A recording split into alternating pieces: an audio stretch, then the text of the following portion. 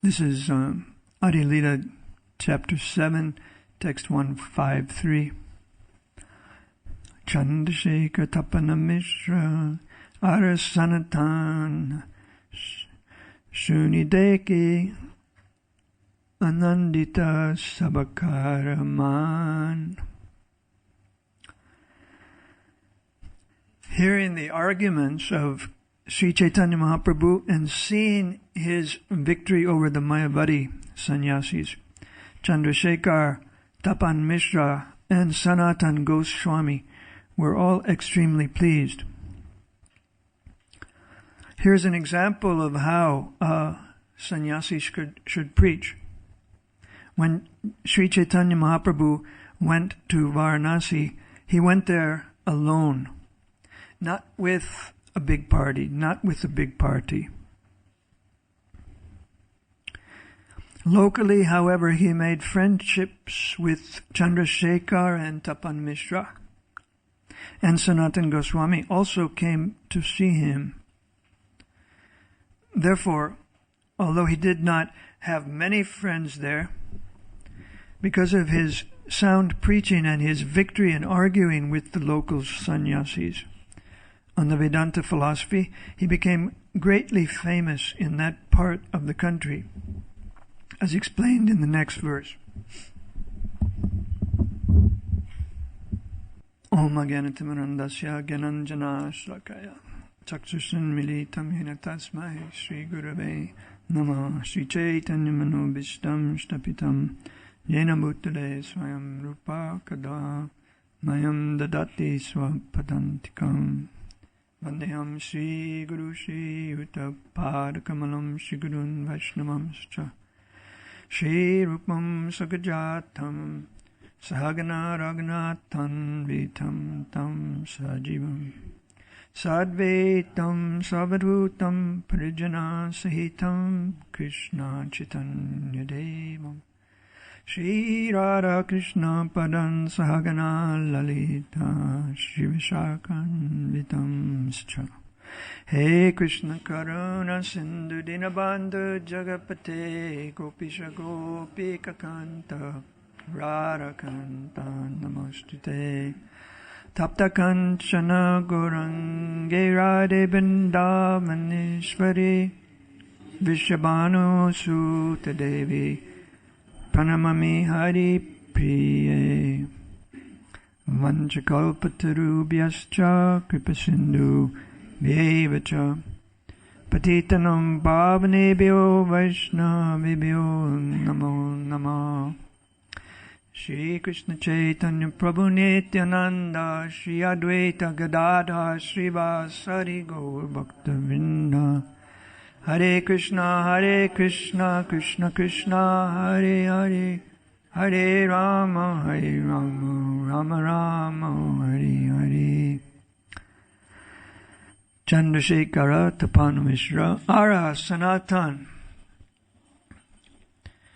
Shunideki Anandita, Sabkarama.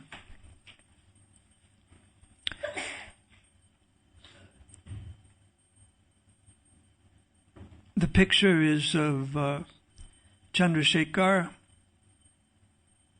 along with Tapan Mishra and Sanatan. Chandrasekhar was a Pandit, a very learned scholar, and he was a glorified person in society. But he was especially enlivened by a rasa of servitude to Lord Chaitanya. He was considering himself just the servant of Sri Chaitanya Mahaprabhu. And the Chaitanya Charitamrita says that Chandrasekhar and Tapan Mishra, others in the mood of service to Lord Chaitanya, became mad in ecstasy. And thus they would teach everyone to be loving servants of Sri Chaitanya Mahaprabhu.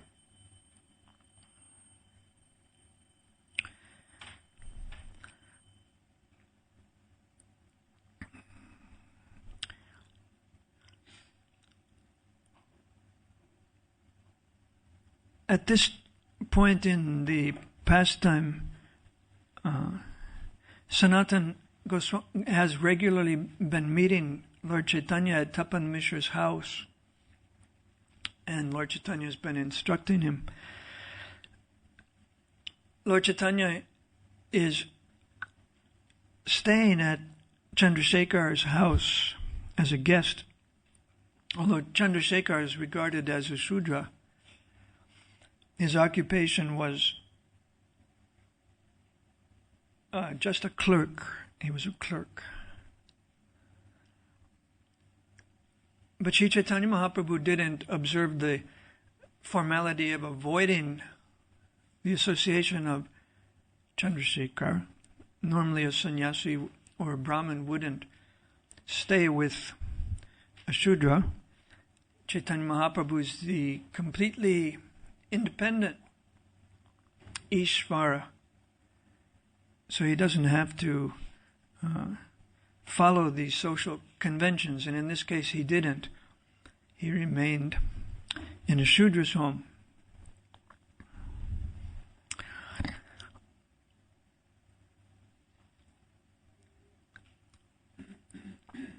This is actually the end of the pastime. The devotees are feeling extremely pleased because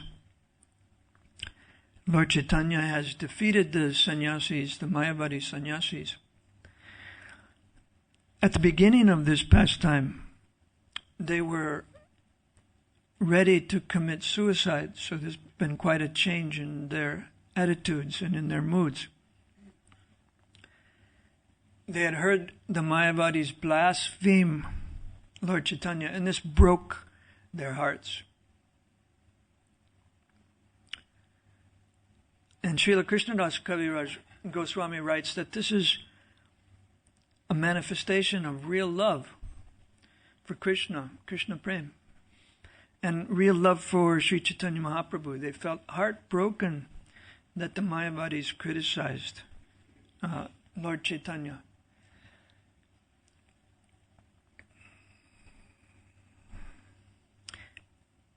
And they didn't know what to do. Lord Chaitanya was exhibiting tolerance. Trinadapi sunichinatturoriva.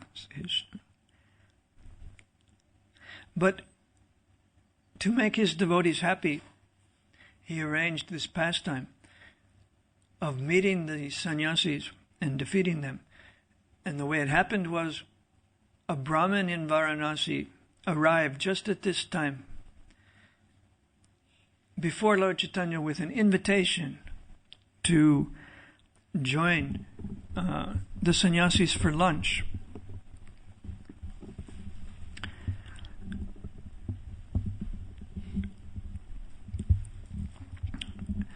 Normally Lord Chaitanya wouldn't associate with the Mayavadis, but because the Brahmin came and invited him, and the Brahmin was very humble and followed all the proper etiquette, very humbly presenting his request, and so Lord Chaitanya said, yes, all right, I'll go to your house and see these sannyasis. So this was the Lord's pastime of convincing the sannyasis about the real purpose of Vedanta.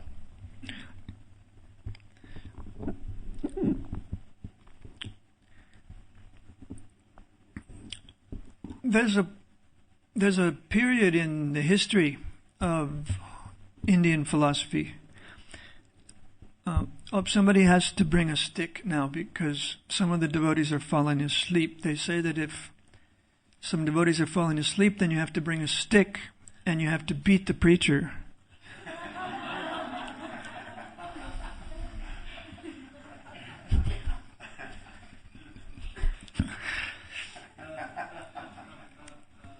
So,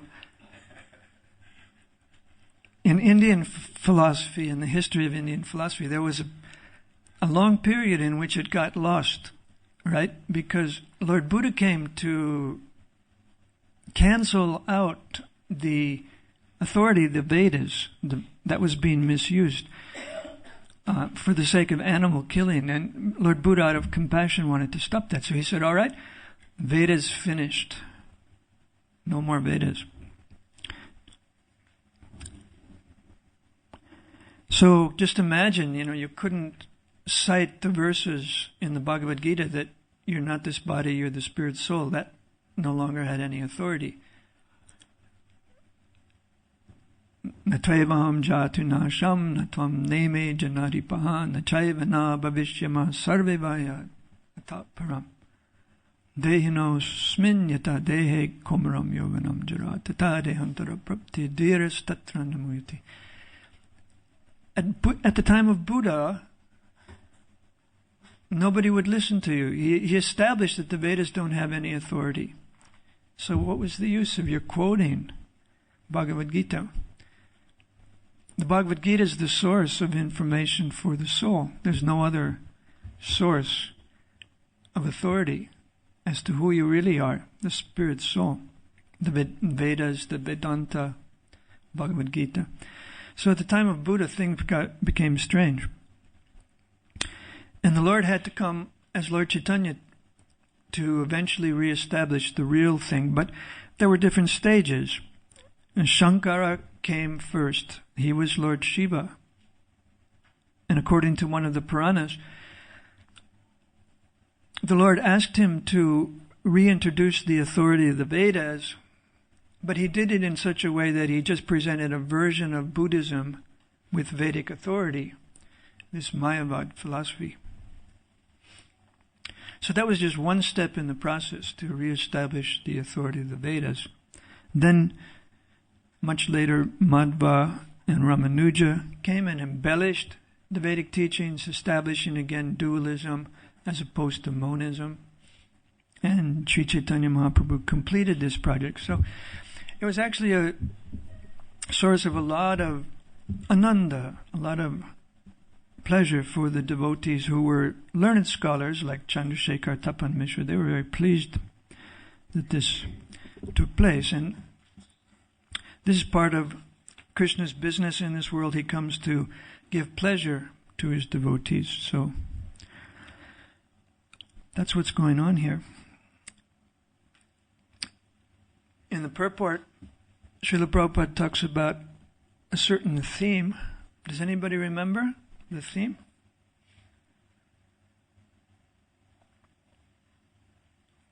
Maybe somebody who has followed it in the book or followed it on the phone. Anybody remember the theme of the purport? Yes, how a sannyasi should preach. Prabhupada writes from the beginning, this is an example of how a sannyasi should preach. And he says, Lord Chaitanya went alone to Varanasi, not with a big group. And of course there's a parallel. Prabhupada's writing this, and he also went alone to preach in the West. Another parallel. Lord Chaitanya's victory over the sannyasis made him famous throughout Varanasi, throughout that area. The verses immediately after this describe that.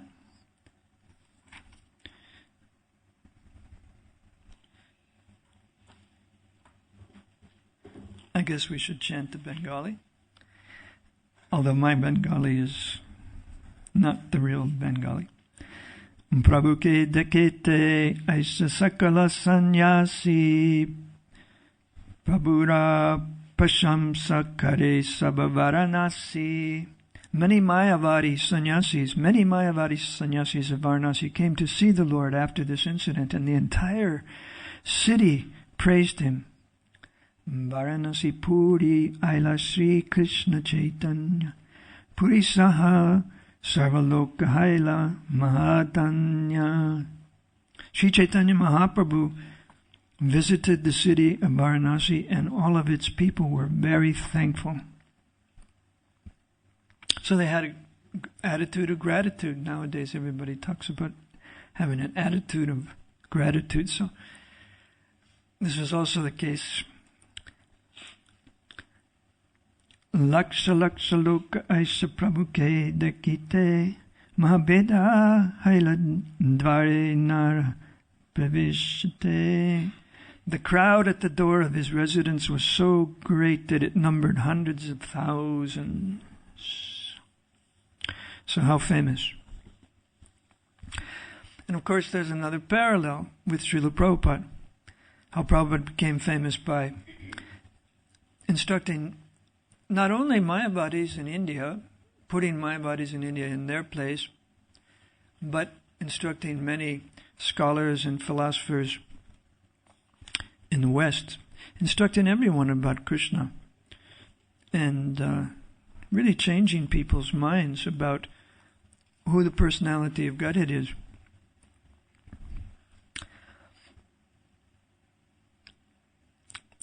The third parallel is that Lord Chaitanya took sannyas so that he could change the persons who were reluctant to accept him. This was the student community, his own students rebelled against him, non-devotees, logicians, dry logicians like Sarvabhauma Bhattacharya, fruitive workers and Mayavadis, all of them were expert in avoiding Krishna consciousness. So Chaitanya Mahaprabhu took sannyas so that they would show their respects to him and be favored by showing their respects.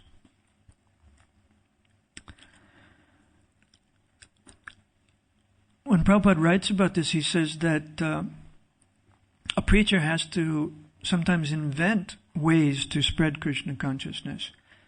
So there's a parallel here with Srila Prabhupada too. Srila Prabhupada allowed boys and girls to intermingle and preach. He so much wanted to spread Krishna consciousness. He didn't restrict the ladies. He let them join the temples as brahmacharinis. This was something he devised for his preaching in the West. Why? Because he said, nobody can suddenly change social customs. It's the social custom in the West. In India, the boys and girls remain aloof from each other. The boys are not allowed to mix with the girls. At least in Prabhupada's time when he was writing, he said that. It may be changing now, but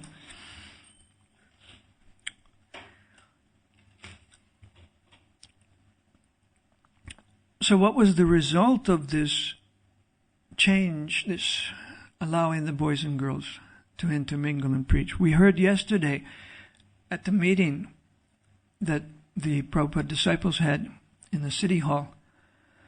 We heard from the individual devotees. One by one, they glorified their god sisters and god brothers. And while I sat and listened, I learned many things about the early days of ISKCON in London. I think I can tell you something you may not know that I found out.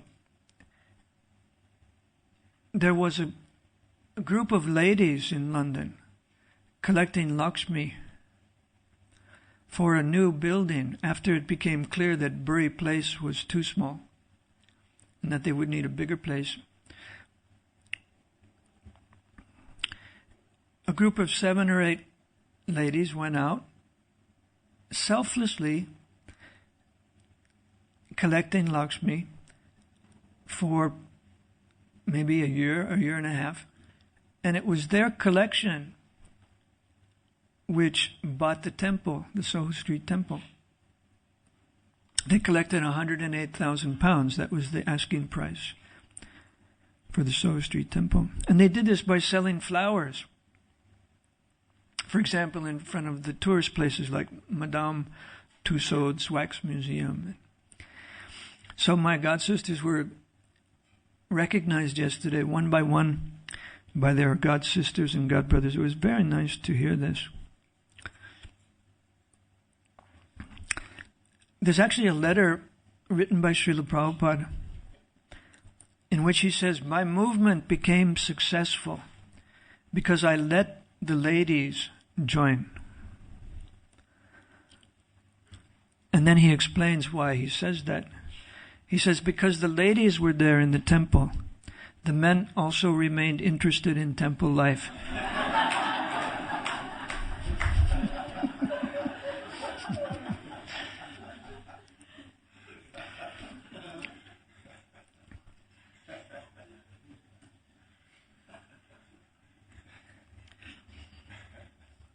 So another innovation of Prabhupada's. And Prabhupada as a sannyasi married his disciples. This was also an innovation. Usually a sannyasi doesn't perform the marriages. But Prabhupada in the beginning was quite willing. There was no family. There were no elders, in the family who knew how to do it. No priests. So he had to do that. He devised this for his disciples. But he stopped doing it when some of the marriages were shaky and they weren't staying together. And then Prabhupada said, all right, I'm stopping. I'm not going to marry them anymore.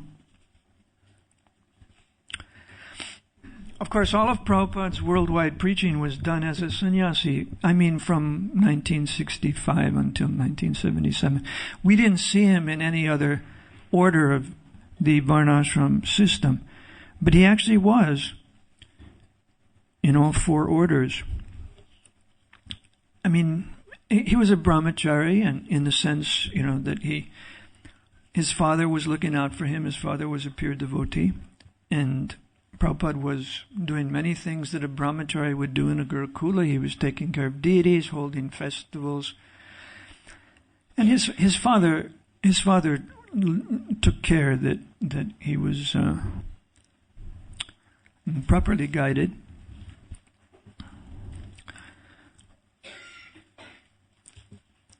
So you don't come to sannyas life all of a sudden. You prepare. Your whole life is a preparation for that. So brahmachari, then grihastha. His father helped him by arranging a marriage that was not especially to his liking. He thought, maybe I'll take a second wife. I like this other woman more. This first wife I'm not so attracted to. And his father said, no, it's good for you. If you're not so attracted, you won't be so attached. And then Prabhupada spent time as a vanaprastha. He wrote about this. I spent 8 or 9 years as a vanaprastha. He was writing to one of his disciples who wanted to take sannyas, and he was writing, no, it's gradual process. I spent 8 or 9 years as a vanaprastha.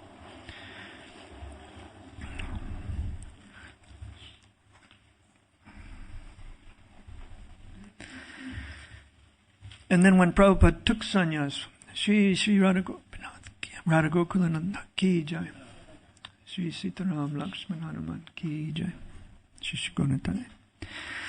When Prabhupada took sannyas, he showed great spiritual strength. He went out on his own and he created devotees and he created new centers. He didn't rely on the established Gaudiyamats. He acted independent. He showed that he had independent strength and could do this.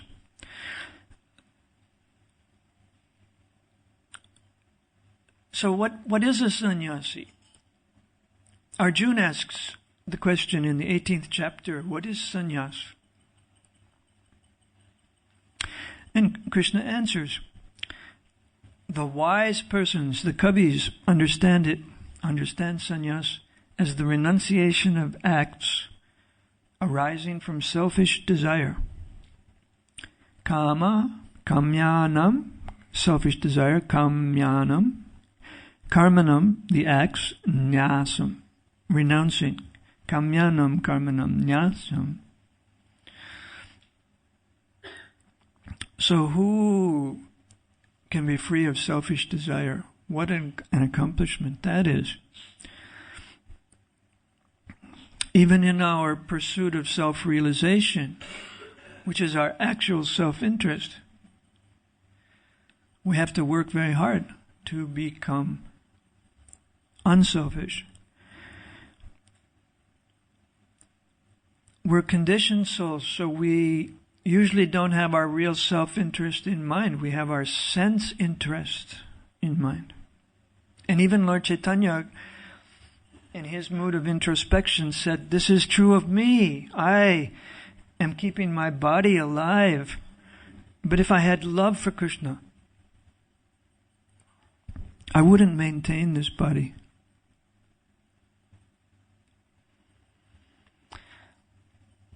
So Srila Prabhupada exhibited this sannyas, this lack of selfish interest.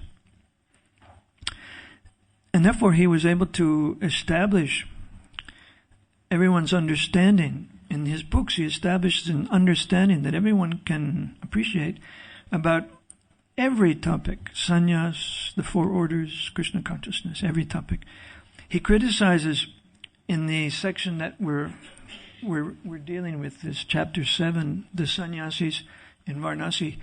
He talks a little bit about the present day sannyasis, the present day followers of Shankara.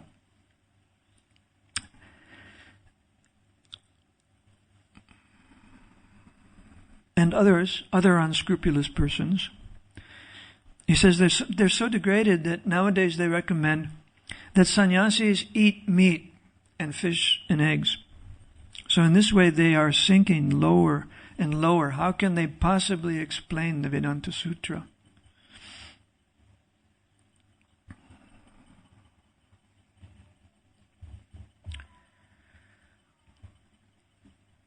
You remember who Srila Prabhupada's sannyas guru is, I'm sure, in just a few seconds, if you think of it. Bhaktiprana Kesava Maharaj, yeah.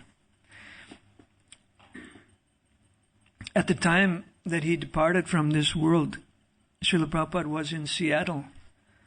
He was just opening the Seattle temple. And he got a telegram, I think, if I'm not mistaken, it was a telegram or a letter, informing him from India that Bhaktiprana Kesava Maharaj had departed. He had actually been traveling and preaching, and they couldn't contact him from India so easily. They had tried once or twice when Bhaktiprana Kesava Maharaj fell very ill, and it was clear that he would not go on.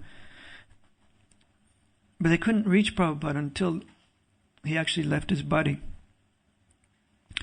And at that time, Prabhupada had found this telegram. He was in his apartment. He had returned to his apartment from the temple in the evening. And then he saw this, and he went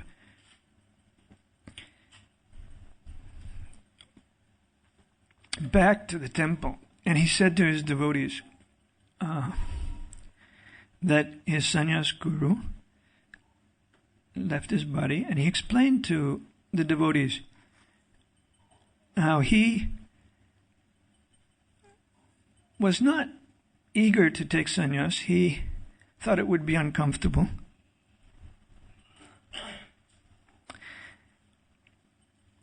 But his Guru Maharaj, Srila Bhaktisiddhanta, came to him in a dream.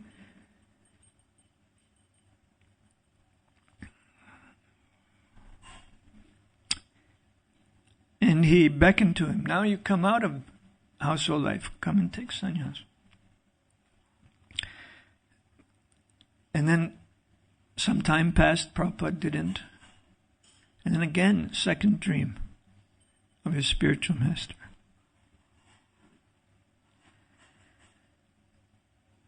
So when Prabhupada wanted to take sannyas, he was checking out the possibilities, and eventually Bhaktiprana Kesava Maharaj encouraged him.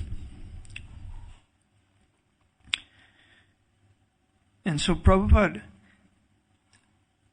in his letter of condolence, he wrote that the Gaudiya Math should send a photo of Bhaktiprana Kesava so that one of his devotees, who was an artist, could paint a picture, and the picture could be hung in our temples. Unfortunately, that never happened, but that was Prabhupada's idea.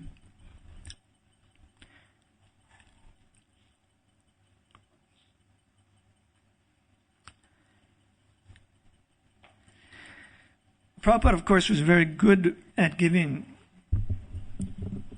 easy to understand definitions. So sometimes he just made it simple. He said real sannyas means you use your talents for Krishna's service. He said even a married man is already a sannyasi if he is in full Krishna consciousness and dedicating his life to Krishna. But sannyas means retiring from materialistic life and devoting time and energy just for the service of the Lord. Chaitanya Mahaprabhu took sannyas to prove factually that material conditions have to be given up. His friends and his family lamented. Sri Chaitanya Mahaprabhu's friends and family lamented so much that they would no longer have his association as Nimai, the householder. Of course, there's an esoteric explanation of this sannyas. Gaur Govinda Maharaj gave a nice lecture about the esoteric explanation for the sannyas of Sri Chaitanya Mahaprabhu. He's Krishna. And in his Leelas in Vrindavan, he captivated the hearts of his pure devotees, the gopis of Vrindavan. And they left their homes. They left their families to join Krishna. So the gopis took sannyas, in a sense, by leaving their families and their friends, their homes. So to balance things out, in the pastimes of Sri Chaitanya Mahaprabhu, Krishna had to leave his home and his wife and family. Although he was still a young man, only 24 years old. But this is how Lord Chaitanya marked the wonderful sacrifice of the gopis who left their families and friends. He reciprocated in kind by taking sannyas.